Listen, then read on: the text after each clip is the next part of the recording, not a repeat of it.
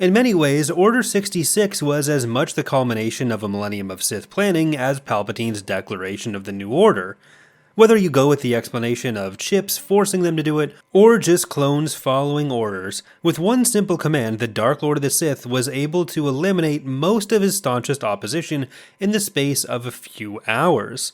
Although some Jedi did survive and go into hiding, it was pretty effective. And I've done a video fairly recently talking about just how effective it was. This wouldn't be the last time the Jedi were hunted down and persecuted by their former allies and those whom they were trying to protect. But it also wouldn't be the first time either. I've done several videos about the parallels between the prequel trilogy and the new Jedi Order series, which, to me, are made more interesting by the fact that they finished coming out before the prequels did. And Order 66 has its own eerily similar event in the new Jedi Order series as well. The new Jedi Order series tells the story of the invasion of the Yuuzhan Vong between 25 and 29 ABY. And during the early phases of the Yuuzhan Vong War, there's a bit of a schism in the Jedi Order between Luke's faction, which believed engaging in the war directly could lead them down a dark path, and potentially even result in the Jedi becoming a bigger threat to the galaxy than the Yuuzhan Vong War. On the other side, there was Kyp Durron's more aggressive faction, who wanted to more actively take part in the war. Kyp Durron was a Jedi Master famous for having blown up the Corellia system with the Sun Crusher, and who had been actively going through the galaxy pursuing smugglers in particular, representing a very activist Jedi force in the galaxy. When the Yuuzhan Vong War started, Kyp and his followers tried to take the fight to the Yuuzhan Vong as early and often as possible. Because of the actions of Kyp and Jedi like him throughout the prior decade or so, the Jedi had lost a lot of popularity among the general population, and especially lost a lot of favor within the New Republic government. Many in the government saw the Jedi as essentially unmanageable vigilantes. Some were more well-meaning in this assessment, others were more upset that the Jedi were interrupting their own ties to organized crime. But especially as the Yuuzhan Vong War started, the Jedi started to take even more hits to their popularity. One of the biggest factors in this was direct scapegoating by the New Republic's government led by Chief of State Corellia, who'd been an old political rival of noted Jedi allies like Leia Organa Solo and Admiral Akbar. But especially during these early days in the war, failures to stop the Yuuzhan Vong, or even aggressiveness by the Yuuzhan Vong, was attributed to Jedi overstepping their legal authorities and provoking Yuuzhan Vong attacks. There was little political will to go out and help the Outer Rim, which was suffering under the Yuuzhan Vong, so the New Republic was looking for anyone to blame. Even when the New Republic did start to put more resources towards combating the Yuuzhan Vong, failures were still laid at the feet of the Jedi. The most prominent example of this in the war's early phases was at the destruction of Ethor, where Corran Horn dueled Vong commander Shido Shai to prevent an invasion by overwhelming forces, playing to the Vong's sense of honor in combat. Corran won the duel, but the Yuuzhan Vong still invaded and effectively destroyed the sacred surface of the planet. The New Republic government attempted to play this off as not the failure of the New Republic military to take the Vong threat seriously, which was realistically the accurate way to see it, but instead as the Jedi, especially Corran in this instance, overstepping and taking the fate of Ethor into their own hands.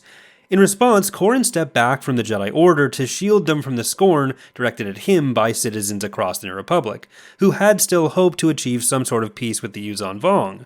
None of this attempt to blame the Jedi for everything that happened at Ethor really takes into account that the Yuuzhan Vong were going to invade anyways. Even more important than their general desire to conquer the Star Wars galaxy, Ethor was the home of a type of tree called a Bafor tree, and it was found out that the Bafor tree pollen caused a fatal allergic reaction in Yuuzhan Vong biotechnology. So there was really no chance that Ethor was going to escape the fate that had already befallen so many planets at the Yuuzhan Vong's hands, regardless of what the Jedi did. But this was something that the Yuuzhan Vong would constantly play into throughout the rest of the war. They advanced quickly throughout the galaxy, reaching the core in a few short months. But consistently, the Jedi were the only group able to thwart some of their plans, despite being so few in number.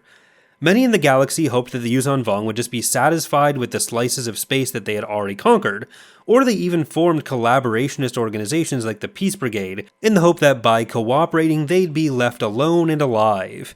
Even the Hutts had a similar outlook, before realizing there could be no cooperation with the Yuuzhan Vong, only delayed enslavement and destruction, forcing them to like this video and subscribe for more. The tension between the Yuuzhan Vong, the Jedi, and the galaxy at large came to a head with the fall of Duro, a planet on the fringes of the core worlds.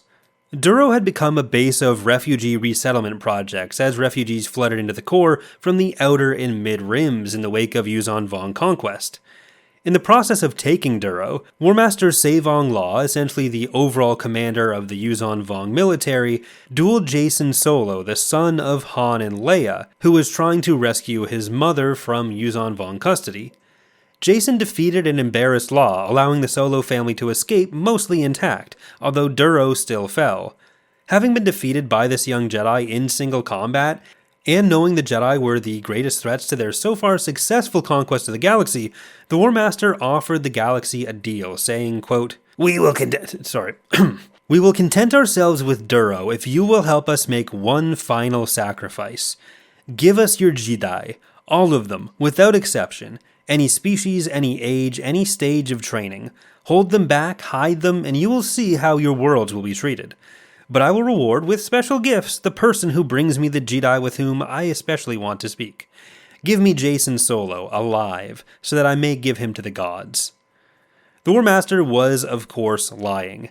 To the Yuuzhan Vong, the machines used by the galaxy's inhabitants were abominations, and they would not stop until the galaxy was purged of such devices, and its denizens enslaved by the Yuuzhan Vong, but the scared populations of the New Republic preferred to believe they could be pacified and satisfied with the territory they had already taken, and rebuild from there.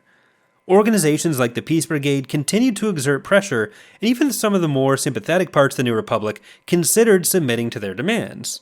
Across the galaxy, the Jedi began to face persecution, capture, even executions, not just at the hands of Yuuzhan Vong agents and their direct collaborators, but some elements of the New Republic government and just general citizenry in the galaxy. On the planet Ando, a Jedi named Dorsk 82 was killed by a mob trying to destroy a group of droids in order to appease the Yuuzhan Vong. On Ariadu, Peace Brigade supporters killed a Rodian Jedi named Calbus Nu, and Swiljafen, a Twi'lek Jedi, was captured by the Peace Brigade on Kujakor, transported to the Yuuzhan Vong, and then sacrificed.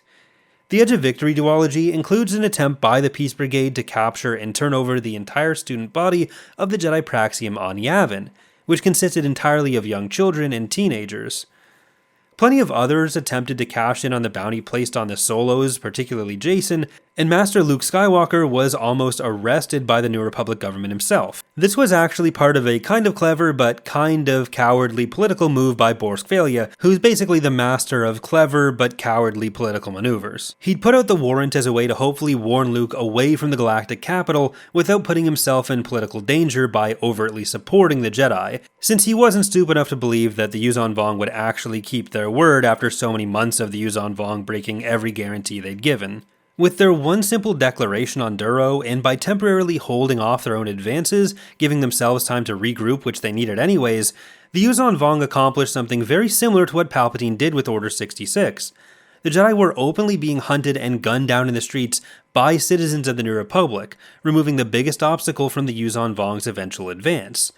Meanwhile, they began working on their most dangerous tool in their crusades to eliminate the Jedi, called the Voxin, a mutated version of the Vornskurs of Merkir, a vicious wolf-like animal which hunted using the Force. The destruction of the Voxin would even cost the life of one of Han and Leia's Jedi children, Anakin Solo, and that mission started a sequence of events which would ultimately win the New Republic the war, but it also, in a roundabout way, led to the fall and death of Han and Leia's other son, Jacen, who became the Sith Lord Darth Caedus 10 years after the war.